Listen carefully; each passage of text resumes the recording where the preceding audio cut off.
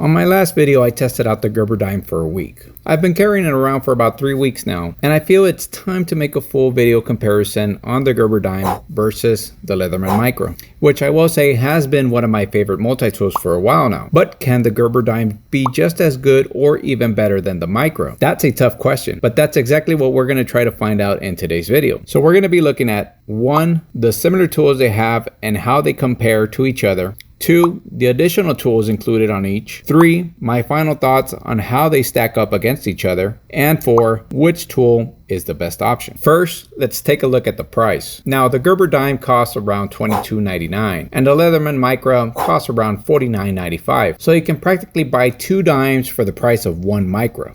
If you're a person who constantly misplaces your tools, or you're afraid of losing your multi-tool, then carrying a cheaper price multi-tool can be seen as a good thing. If you lose it, at least it won't hurt your wallet too much to replace it. That can be viewed as an advantage for the dime, but for many others, it also comes down to the tool quality and the tools included as well, which we'll be looking at in a moment. So that is why price cannot determine a winner. Now let's take a look at the dimensions. For the dime, the dimensions are length 2 3/4 of an inch, width 7/8 of an inch, height 1/2 an inch. The dimensions of the Micro are length 2.5 inches, width 3/4 of an inch, and height 3/8 of an inch. When it comes to the weight, the dime weighs in at 2.2 ounces, while the Micro weighs in at 1.8 ounces. So the Micro is lighter by 0.4 ounces, which may not seem like much, but when you're trying to maintain a light weight on your keys, this can be very important. I personally don't mind the weight of the dime since it's minimal, but when you start to carry several other things in your pocket, like a flashlight or a knife, or extra keys or coin change,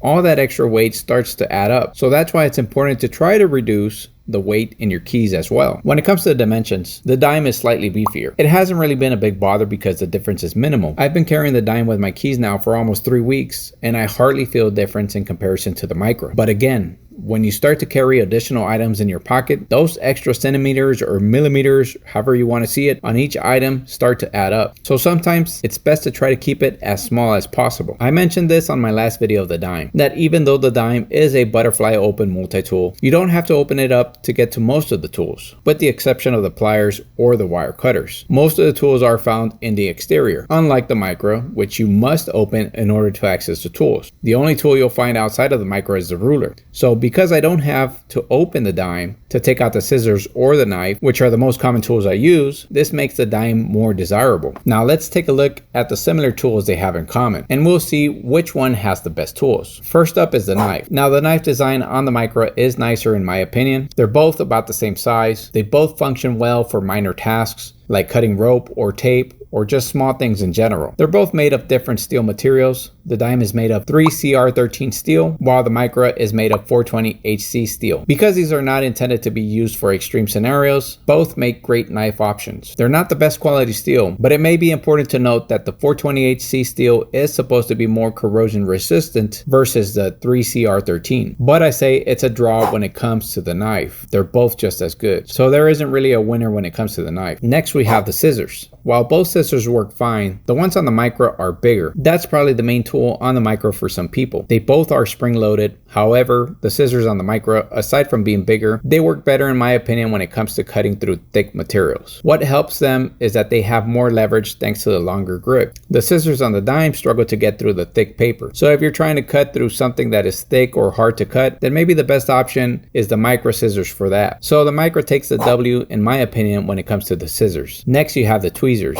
Now the tweezers on the Micro are thicker and have a better grip in my opinion. The only thing is that the tweezers on the Micro are attached to the tool itself. They cannot be removed. Whereas the ones on the dime are not attached to the tool. They're 100% removable, but I feel that the tweezers on the dime are flimsier, easier to bend as well. So I would definitely give the W to the Micro. Next you have the bottle opener. The one on the dime is on the exterior of the tool. That's a great benefit just because of the quick and easy access. Unlike in the case of the Micro where you have to open the tool to get to the bottle opener. It only takes a few more seconds to get to the opener, but if you have the bottle on one hand, then you have to put it down to use both hands to take out the bottle opener on the micro. Whereas in the case of the dime, it's already available on the exterior of the tool. No need to put down the bottle to get to the opener. So the dime's bottle opener takes the W in this category. Next, you have the nail file. The dime has two files, but they're both too small in my opinion. I would have preferred even if it was just one file, but for it to be just as long as the one on the micro. I feel a longer file is much more useful than two small ones. So the micro takes the W when it comes to the files. Next, you have the medium screwdrivers. The medium flatheads always come in handy. Both of these work perfect. I've tried both of them and they work just fine for small jobs. I would think that eventually the black paint on the dimes will come off with time, but that's not much of a problem. So I would say we have a draw when it comes to the medium screwdrivers. Next, you have the small screwdrivers. The small screwdriver on the dime actually looks more like the Phillips screwdriver on the micro, since it's a flat Phillips screwdriver. And it actually works just as good to remove Phillips screws like the Phillips screwdriver on the micro. So maybe Gerber should rename the small flat screwdriver as a flat Phillips screwdriver. Since they're both very useful, we have a draw when it comes to the small screwdrivers as well. Finally, you have the lanyard ring. The lanyard rings may look almost identical, but the dime's ring feels flimsy compared to the one on the micro. But that's something that can be replaced for a thicker ring. And that may be something you want to do if you get the dime, because the last thing you want to do is lose your tool because of a flimsy lanyard ring. So when it comes to the lanyard rings, the micro takes a W in my opinion. Now let's take a look at the additional tools that each one has and see which ones are more useful. On the dime side, you have the following additional tools: the retail package opener, wire cutters, and the spring-loaded pliers. On the micro side, you have the following additional tools: flat Phillips screwdriver, ruler, and nail cleaner.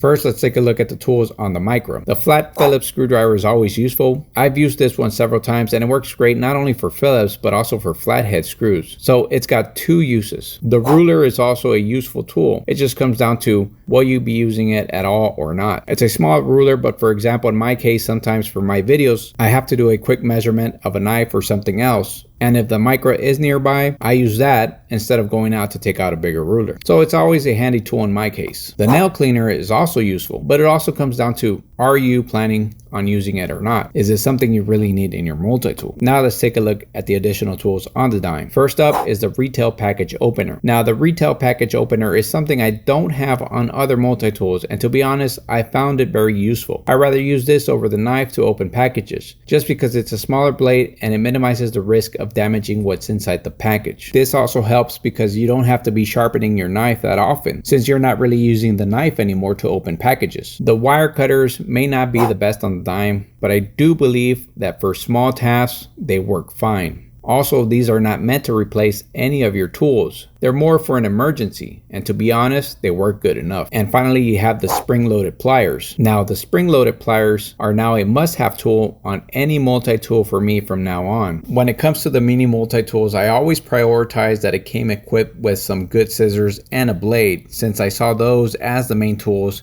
that would be used in my case. But after trying out the dime, I found out that the pliers, even though they are quite small, they can get you out of a tight spot. And I'll give you an example. If your car battery dies and you don't have your tools with you, I see that the dime's pliers has the ability to remove your battery terminal connectors. That is, of course, if the connectors are not too tight where they feel like if they're almost welded onto the battery. They can probably come in handy in a situation like that. That is something that the micro cannot do. Now, here are my final thoughts on how these tools stack up against each other. Both the dime and the micro have their own pros and cons. When it comes to the tools that they have in common, the micro seemed to be a better option, winning in 4 out of 8 tools. The dime seemed to be the best option just on one tool, which was the bottle opener, and we had a draw in 3 other tools. When it comes to the additional tools included on the dime and the micro, the dime had better options in my opinion. Yes, the ruler, the nail cleaner, and the Phillips screwdriver are great additional tools on the micro, which would come in handy any day, but I feel that the retail package opener, the wire cutters, and the spring-loaded pliers on the dime would be far more necessary and useful. So which tool is the best option? It just comes down to what is it that you're looking for in a mini multi-tool. I feel that the micro is built in a way that may last longer, but it also comes down to how much use are you getting out of it. I don't want to get a multi-tool that I'm not going to be using. I may not use the nail cleaner that often, but I do use pliers frequently, even small pliers. So in a way, the dime seems to be a good fit for me for now, and I sure do enjoy the retail package opener. So So chances are I'll be using the dime a little more than the micro for the next few weeks. Plus, if I lose the dime or break it, at least it won't hurt my pocket, as bad as if I lost the micro. But again, it just comes down to what you prefer. Both are great options. Gerber suspension versus Leatherman surge. Today we're comparing these two great multi-tools to see how they stack up against each other. We'll be scoring them based on price, specifications, and tools included. Does bigger mean better? We'll try and find that out in today's video. So let's get started. So we'll begin with the price. The Gerber suspension is the more affordable option. It costs around $55 US. The Leatherman surge, on the other hand, costs almost triple that amount at around $150 US. But does a more expensive multi-tool really make it a better option? Or is the low-cost option just as good? That's what we want to find out. And in order to score them accurately, when it comes to price, we first need to look at the tools included and the specifications. So let's take a look now at the specifications first to see how they compare. The total weight for the Leatherman surge is 12.5 ounces. The total weight for the Gerber suspension multi-tool is 10.2 ounces. So the Leatherman is slightly heavier, which may be a deal breaker for some, but in my own personal experience, I carry a few extra pounds on myself, so an extra 2.3 ounces shouldn't be much of a big deal. In closed length, the Gerber suspension is at 4 inches and the Leatherman surge is at 4.5 inches. So the Leatherman is bigger by half an inch. In open length, the Gerber suspension is at 6 inches and the Leatherman surge is at 7 inches. So again, the Leatherman is bigger in this case by 1 whole inch. In width, the Gerber suspension is at 1 3/4 inches and the Leatherman surge is at 1 5/8 inches. And in thickness, the Gerber suspension is at 3/4 of an inch and the Leatherman surge is at 3/4 of an inch as well. So it's a tie when it comes to the thickness. Both of these multi-tools are made with stainless steel materials. They both have locking mechanisms that ensure you won't accidentally close one of the tools on yourself. And in the case of the Leatherman, it includes 2 different types of locking mechanisms on each side of the tool. So when we compare the actual specifications, you can say that the Leatherman is slightly larger in length, but they both feel just as bulky. The stainless steel quality on both are good quality. Luckily, I have not seen any corrosion on these tools yet. Now let's take a look at the tools included. The total number of tools for each are Gerber suspension 12 tools in total and the Leatherman surge 21 tools in total. First, we'll be comparing the similar tools both of these multi-tools have. We'll start with the needle nose pliers. The size of the needle nose pliers are Gerber suspension 1 5/8 inches and the Leatherman surge 1 13/16 inches. So the Leatherman pliers are bigger and actually have a wider opening in comparison to the Gerber suspension. So this is a benefit from the Leatherman. However, the pliers on the Gerber suspension are spring loaded, something that the Leatherman does not have. So that is a big plus for the Gerber suspension. For the wire cutters, Gerber considers its wire cutters as just one tool. They're just called the wire cutters. On the other hand, Leatherman considers its wire cutters as 2 separate tools. And these are called premium replaceable wire cutters and premium replaceable hard wire cutters. The big difference is that the wire cutters on the Leatherman can be replaced, whereas the Gerbers cannot. So if you end up damaging the wire cutters on the Gerber, you would have to replace the entire pliers. In the case of the wire cutters of the Leatherman, you can get them replaced for around $10. Now we'll look at the knives included. Knife size and usage. In the case of the Gerber suspension, the size of the knife is 1 7/8 inches. And for the Leatherman surge, the knife measures 3 inches. So the Leatherman surge does have a bigger knife. Similar case with the serrated blade, where the Gerber suspension measures 1 7/8 inches and the Leatherman surge measures 3 1/8 inches. The saw on the Gerber suspension measures 1 7/8 inches, and for the Leatherman surge, it measures 2.5 inches. Another difference to consider is that the Leatherman saw is easily replaceable thanks to its T-shank lock, which makes it easy to put on and take off. But in the case of the Gerber, you would have to unscrew the tool to have it replaced. The scissors on the Gerber suspension measure 5/8 of an inch, and it measures 2 1/8 inches for the entire scissor including the handle. On the Leatherman surge, it measures 1 inch and 3 inches for the entire scissors including the handle. So if bigger scissors are important to you, well, the Leatherman may be the best choice. Both of these tools come with can openers and bottle openers. Gerber has the can and bottle opener tools separate, while Leatherman has one single tool that accounts as 2 tools that can open both can and bottles. Both tools include a small flathead screwdriver and also a large flathead screwdriver. And in both cases, the screwdrivers on the Leatherman are wider when comparing them to each other. Both tools also have a Phillips screwdriver. The only difference is that the Leathermans can be swapped out for a different bit,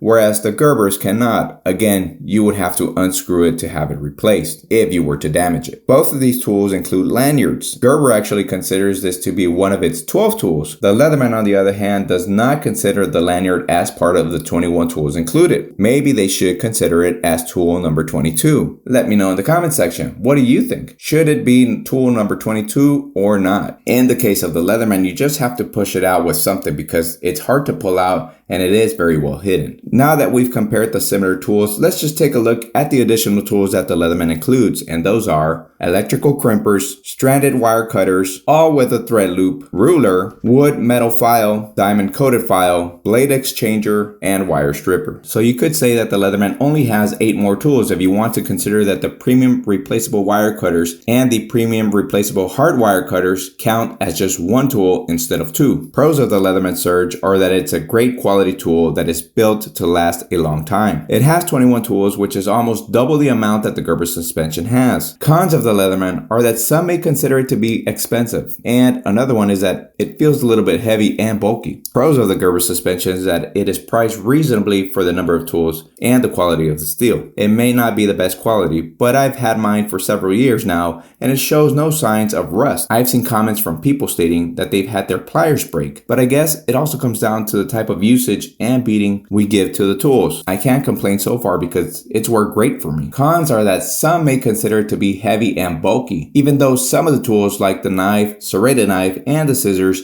may be seen as too small. Considering that the close length comparison is only half an inch, maybe a better storing configuration would have given the opportunity to increase the size on some of the tools like the ones just mentioned. But then again, that would have probably increased the price of the Gerber suspension. Both multi-tools are great options, but it depends on what you're looking for in a multi-tool. If you want something easier to carry around and more affordable, then the Gerber suspension is a great option. If you want something with more tools and has the ability to swap out and replace some of the tools more easily, then the Leatherman Surge may be a better choice. But you let me know in the comment section, which would you prefer and why? These two multi-tools are not really meant to be compared to each other, because you may consider them to be in 2 different categories. But when it comes to the price range, some people may want to see how a $150 multi-tool stacks up against a $55 one. Is it worth spending the extra $100? But you be the judge as well, and let me know in the comment section, which would you prefer? So here is the overall score I give these two, and this is based on price, specification, tools included, and personal use. These are almost perfect tools based on the price range, and they have a good overall layout on how they're configured when it comes to specifications and tools included. And when it comes to personal use, they've just been awesome. So I give them a 4.5 out of 5 stars. Almost perfect tools. That is all I have for y'all today. If you enjoyed this video, please go ahead and like and subscribe to the channel. Thank you for your time, and as always, have yourself a great day.